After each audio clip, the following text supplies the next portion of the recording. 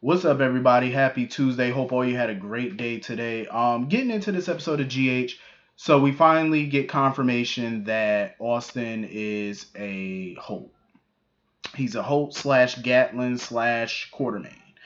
Um, I'm glad, honestly, because I've been wanting Jimmy Lee Holt back on the show for some time now.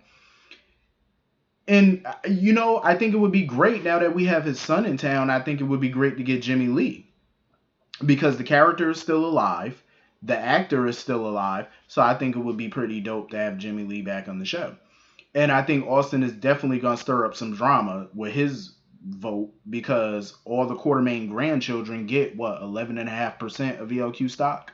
So his vote, if he votes for Valentine to stay in as CEO, it's going to swing it. I think Valentine may keep his job.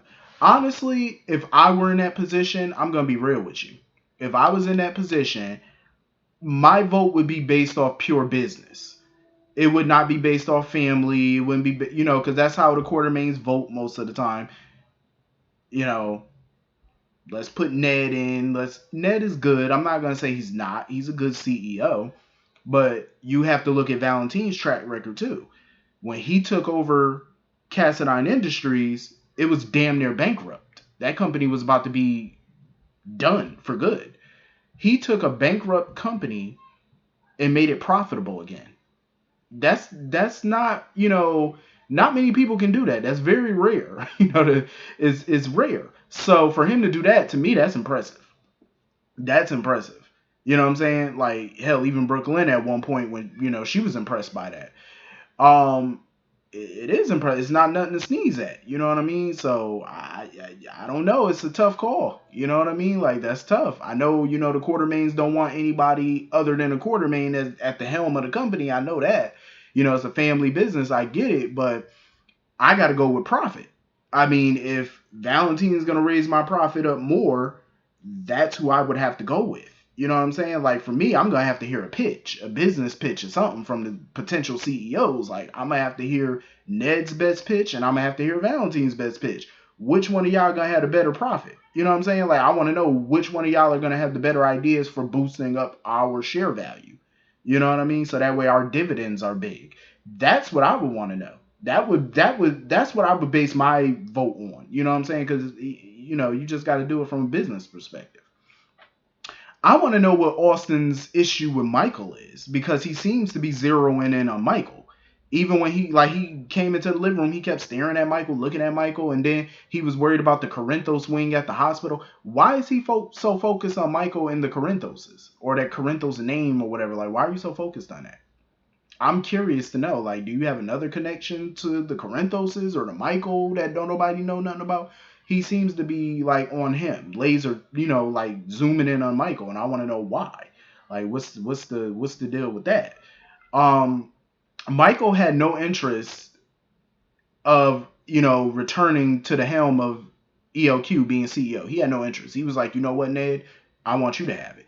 Michael, I could totally understand why he doesn't want to go back to ELQ at this point in time because Aurora Media is a smaller company compared to ELQ. ELQ is a big conglomerate. It's been around for decades. It's huge, has a lot of assets. It's a lot of work. You know what I mean? And I believe that he's staying at Aurora because it's more flexible, scheduling wise. It's more, appealing to him because he gets to spend more time with his son. Being CEO of half of the company, it's half the time that you have to spend at the office. And some of that stuff he can do at home. You know what I mean? So I can understand why he was like, yeah, I'm good where I am. I totally get it. I would have probably been the same way. Like if I'm not into big business like that, I would go for this, the less time consuming company. But for me, either or would have, worked for me.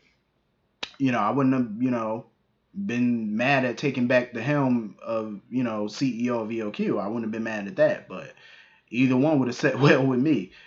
And of course, Ned didn't want to take the, put his hat in for the CEO position unless Olivia was cool with it.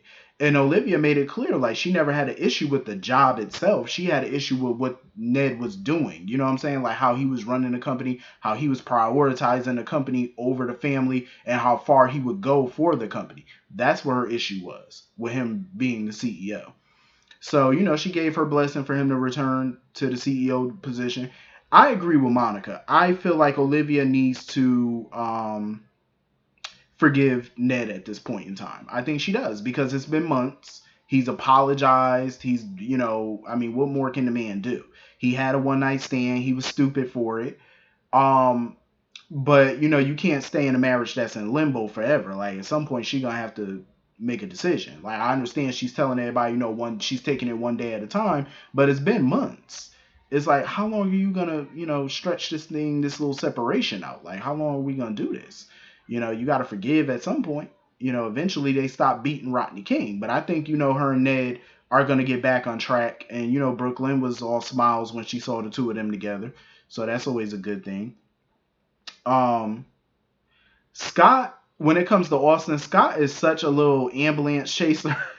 I'm not mad at Scott. Scott, as an attorney, he trying to get his coin. He was like, you know what? You about to be wealthy. He was like, shit, you about to be rich enough to where you could quit this job. And Austin was like, I don't want to quit. Austin likes being a doctor. You know what I'm saying? He likes helping people. He said, shit, I'll do it for free. My thing is, Austin is already rich. Is he as wealthy as the Quartermaines? Probably not, but he's already rich. Um, that's why I want Jimmy Lee to come back on the show because I'm wondering what his relationship is like with Austin. You know what I'm saying? Maybe Austin is, reclaiming his birthright or whatever at ELQ or within the family because maybe he feels away because, his dad was disinherited by Edward. Um, I don't know. That's why I would love to see Jimmy Lee back in town because I think it would definitely spice things up, and maybe we could even get Jane Elliott back in town and stuff too to spar with him a little bit, see how Tracy feel about this whole thing. I think this would be pretty dope. I like that the writers are doing this, producers are doing this. I like this. This is I think good drama, and it's good to see the Quartermaines back on a regular basis at the forefront because it was a time where we barely were seeing the Qs. Now we're seeing them again. I think it's great. Now we just need to see which way will Mr. Gatlin Holt vote. Which way will he swing? Um, so anyway, moving on from that, I'm glad Maxie decided to, take some time to herself, get out of town. Like I think it's good because I think it's too risky. If she wants this plan to work, she needs to stay away. Because when Monica came up in here, she was not surprised to see Maxie at the house. Monica was not surprised. She was like, yeah, this ain't healthy. You got to get some help. This ain't good for you. Um, so of course, Maxie ended up at Nina's, boo-hooing or whatever, crying on her doorstep and stuff. And she was telling her about how she's been spending so much time with Bailey or whatever, and Monica feels like it's not healthy or whatever. Here go Nina.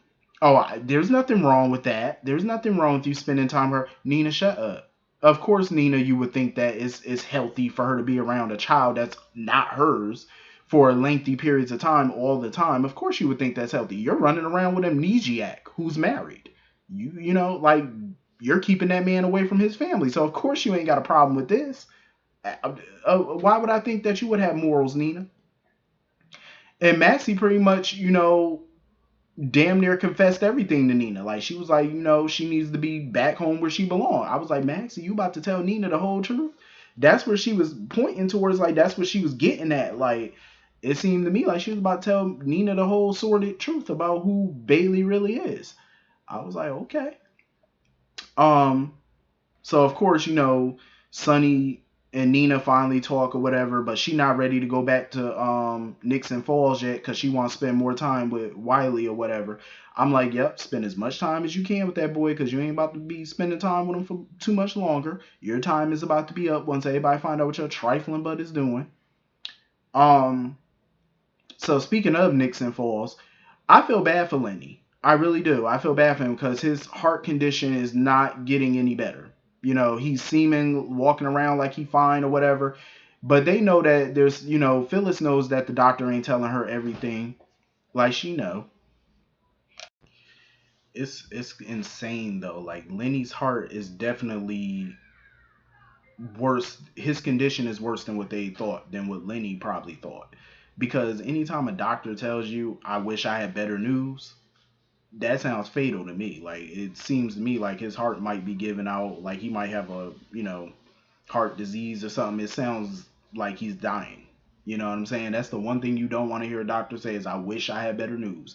That's the one, that's the kiss of death. You know how in the Godfather 2, Michael kissed Corleone and he gave him that little kiss of death. That's what you don't want, and that's what a doctor would tell you. I wish I had better news. That's something a patient never wants to hear from their doctor. I'm just saying.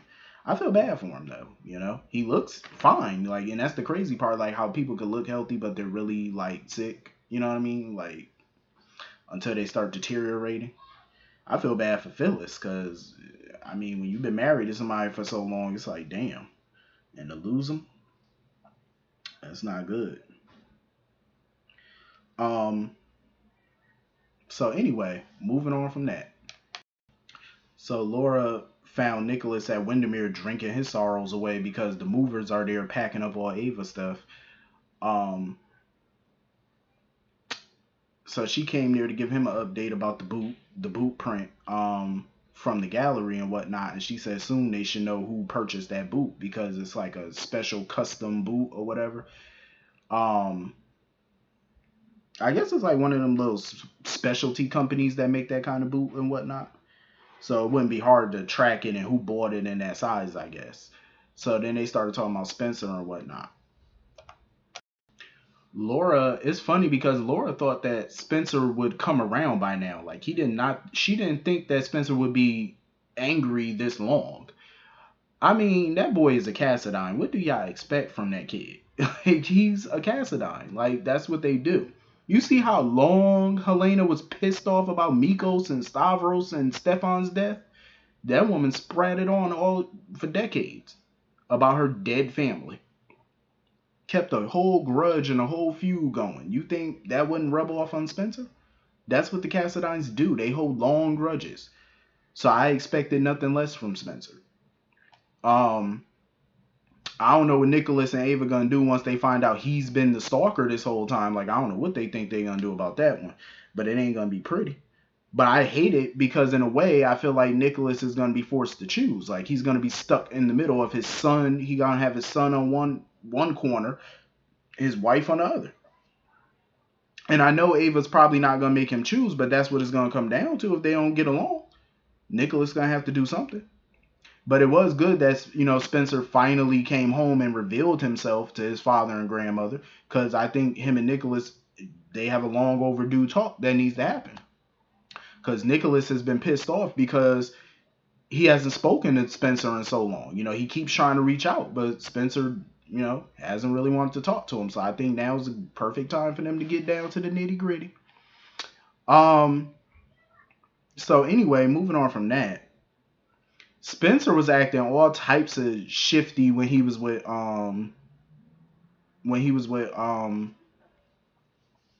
Trina at the park. Like she was like, "Do you not have a home?"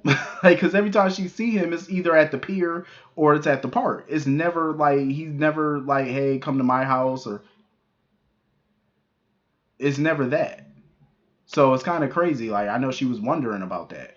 Then when she wanted to take a selfie with him and her to prove to Jocelyn that he's real, he was freaking out about it because obviously he can't he wasn't ready for anybody else to know that he was in town yet, especially Jocelyn and all that. Like he was just acting real shifty. So of course, when Trina and Ava got together or whatever, she was telling Ava about it. I love Ava and Trina's relationship. I really do. Like they have such a mentor mentee kind of relationship, and I like that about them. Um, she was even offering to help Ava pack her stuff at Windermere, trying to be a shoulder for her. And Trina basically kind of tipped Victor Spencer off to the whole bloody boot situation because she told him about the boot or whatever, that the cops had that or whatever. So he took the bloody boots and threw them away.